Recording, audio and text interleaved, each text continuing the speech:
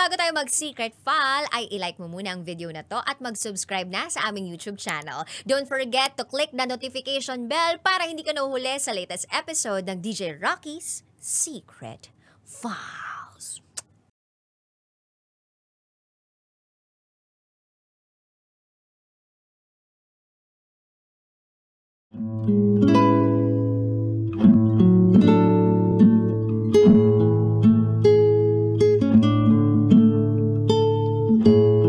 And now,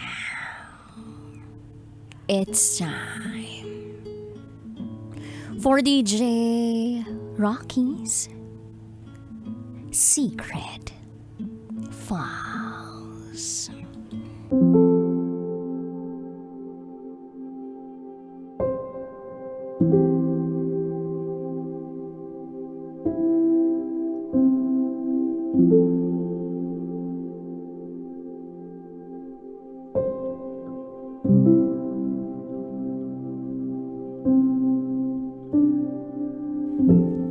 Pinagtagpong muli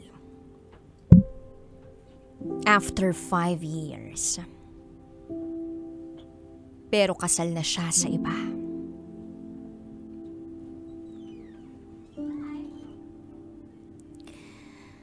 Hi, DJ Rocky. Matagal mo na akong tagahanga. Ngayon, nagbabaka sakali ako na mapili mo ang aking kwento. Itago mo na lang ako sa pangalang Mr. Dreamboy. At ito, ang aking secret file.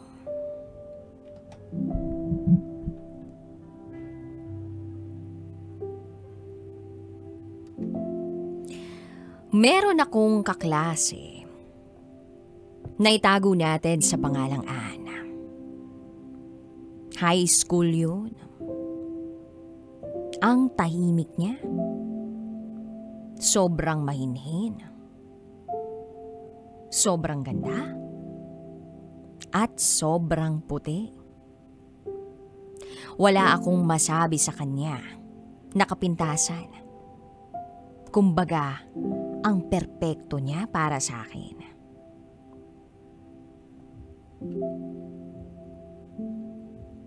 Iba ang focus ko that time. Kaya hindi ko siya niligawan. Hanggang usap lang kami. Kilala rin ako noon sa buong campus namin sa Manila. Hindi naman sa pagmamalaki pero naging sikat ako nung high school. Then 4th year, magkaiba na ang section namin ni Anne. Kaya hindi na kami nakapag-usap pa. Hanggang sa lumipas ang ilang taon. 2nd year college. Nasa bahay lang ako at walang pasok. That day, chinata ko ni Anne. Nagkumustahan kami. Hanggang sa nagdesisyon kami na magkita.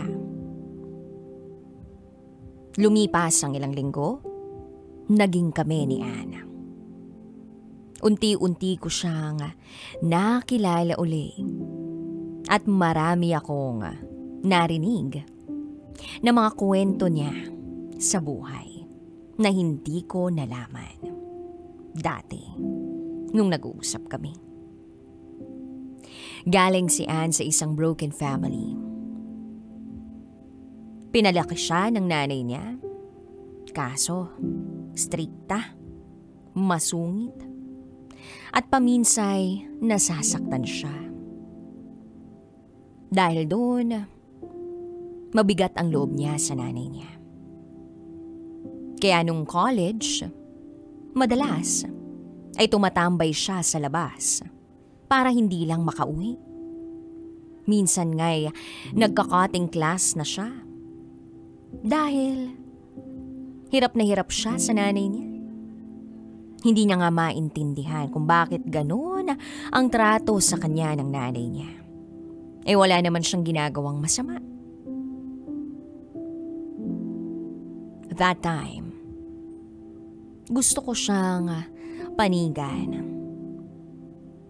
Pero pinapayuhan ko siya na gawin pa rin ang tama. Huwag sanang magpagabi sa labas. Sadly, 3 buwan lang ang itinagal ng relasyon namin ni Anne. Sa kadahilan ng marami siyang itinatago sa akin. 4 na beses kaming nag-break. Lagi siyang nangangako na magbabago siya.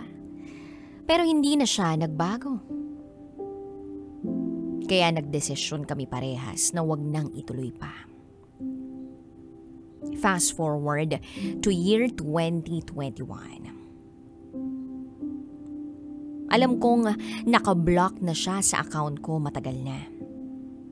Pero nagulat ako nang may mag-chat sa Facebook page ko.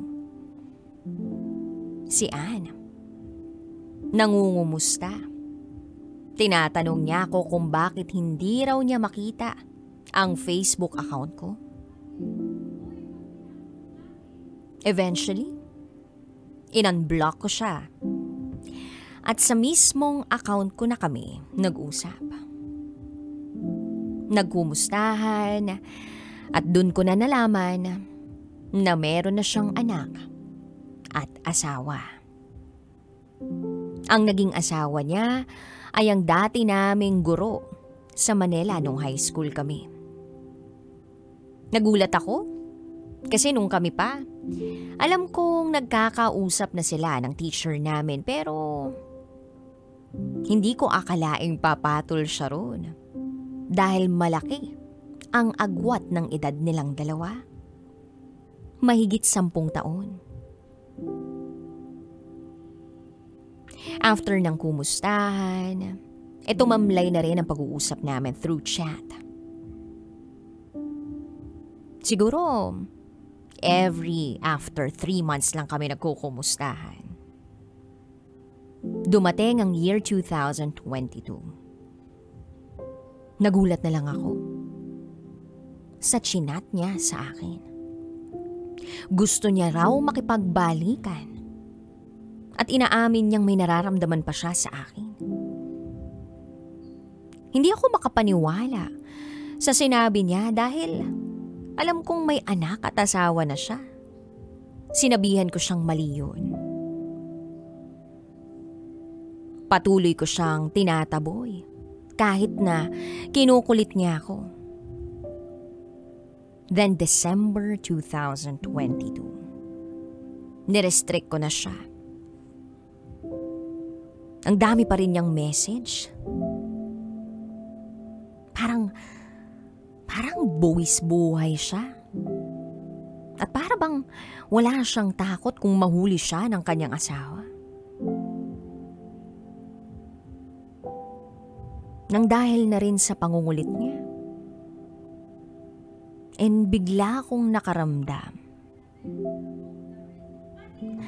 na parang bumabalik ang pagmamahal ko sa kanya. Pakiramdam ko kasi wala pa akong nakikitang ganun. Na klase ng babae, yung tipong handang mamatay para sa akin. January, the following year, naging sweet na kami sa isa't isa. Pero wala kaming label. Sabi ko sa kanya, mali ito, Anne, pero pagbibigyan kita. 1 buwan lang. Hindi ko rin alam kung ano ang pumasok sa isip ko, DJ Rocky, kung bakit nasabi ko yun.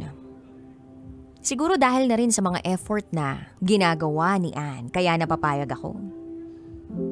Lumipas ang 1 buwan, sa last day ng usapan namin na masyal kami. At nang matapos ang araw, humagulgol siya ng sobra. Aaminin ko, DJ Rocky.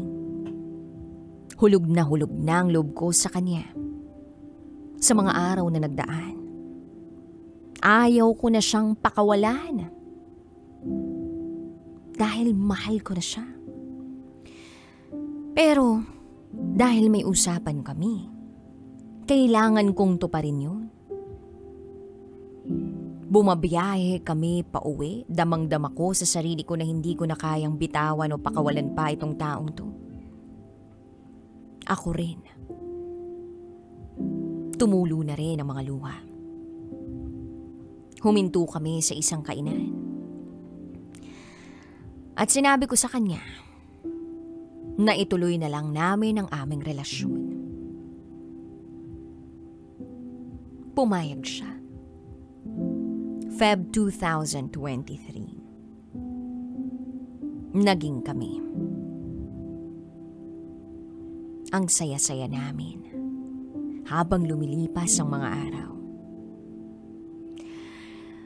Kaya lang hindi ko maikakaila na may mga oras na naghahanap ako ng atensyon sa kanya.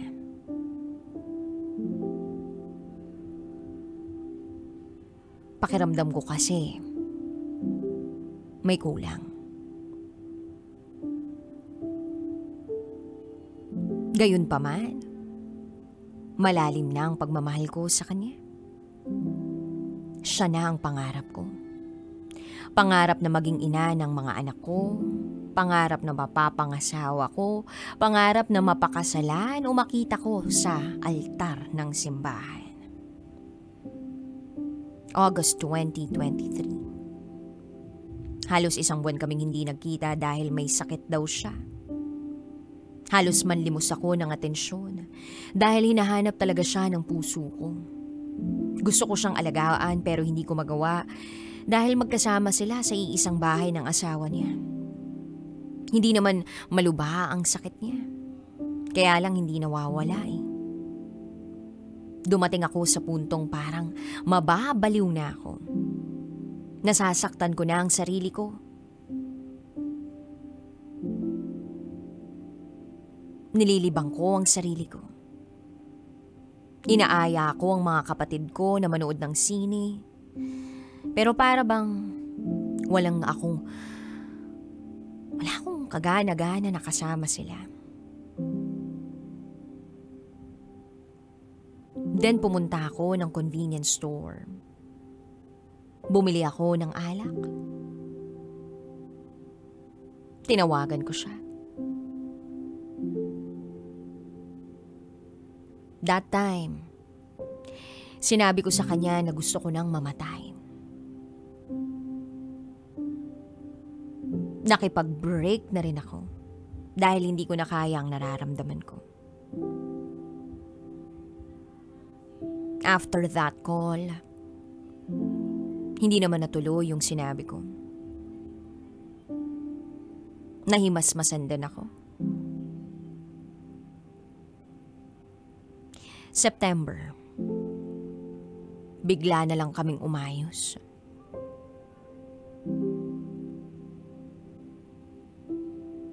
Pero alam ko na merong mali.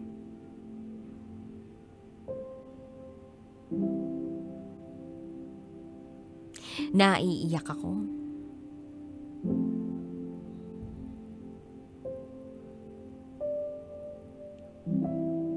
Paminsan na lang kami nagkikita. Pag nagkikita kami, iba ang nadudulot niyang saya. Pero pag hindi kami nagkikita, grabe ang lumbay ko.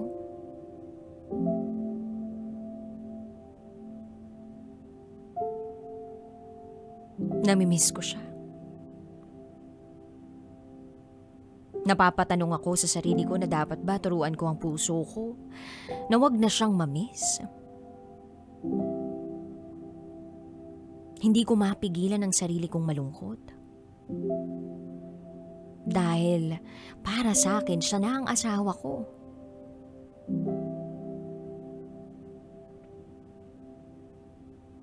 One time, nag-usap kami. Through cellphone. Ang usapan namin, magkikita kami. Kaya lang bigla niyang kinansel.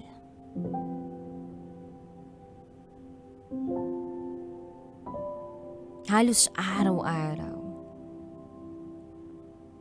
naiiyak ako.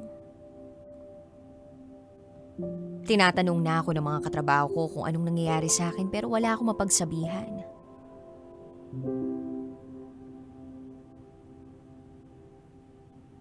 Kinakain ako ng emosyon ko. Then one day, sinabi ko kay Ann na magpapakamatay na ako. Pero hindi natuloy yung pagpapakamatay ko dahil dumating bigla ang mama at papa ko. Nagkulong na lang ako sa kwarto ko. At doon ipinagpatuloy ang pag-iyak ko. Hirap na ako sa sitwasyon ko. Parang baliw na ako. Natapos ang taong 2023. Wala nang Ann sa buhay ko. Tuluyan na kaming naghiwalay. Napapatanong ako sa Panginoon kung bakit lagi na lang akong bigo sa pag-ibig. Yung tipong ginagawa ko naman ang lahat para sa taong mahal ko. Pero hindi pa rin ako tuluyan nagiging masaya.